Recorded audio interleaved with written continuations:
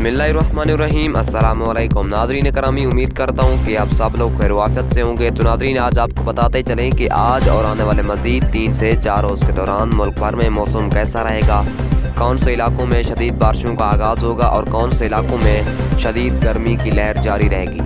आपको पूरी तफसील से आगाह करेंगे इस छोटी सी वीडियो में। उससे पहले अगर आप हमारे चैनल पर नए हैं तो चैनल को सब्सक्राइब करके मौसम की बर वक्त अपडेट हासिल कर सकते हैं।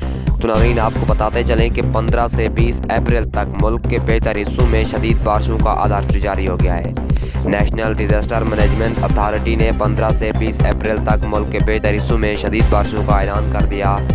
सूरज ने आंखें दिखाई तो बादल एक बार फिर उसके आगे दीवार बनकर खड़े होने को तैयार। बादल पूरे 5 रोज़ न सिर्फ गरजेंगे बल्कि जमकर बरसेंगे भी। NDMA के मुताबिक 15 से 20 अप्रैल तक चारों सूबों आज़ाद कश्मीर और गिलगित बल्तिस्तान में अक्सर मकामात पर शदीद बारिशें और ओलावृष्टि मुतवक्की है। बलाई पंजाब ख़ुसूसन पटुहार रीजन और वस्ती सिंध में शदीद बारिशों की तवक्को है। बलूचिस्तान के अलावा कोयटा, योब, पशीन और खैबर पख्तूनख्वा के इलाके, कड़क और डेरा इस्माइल खान में शदीद बारिशें मुतवक्की हैं।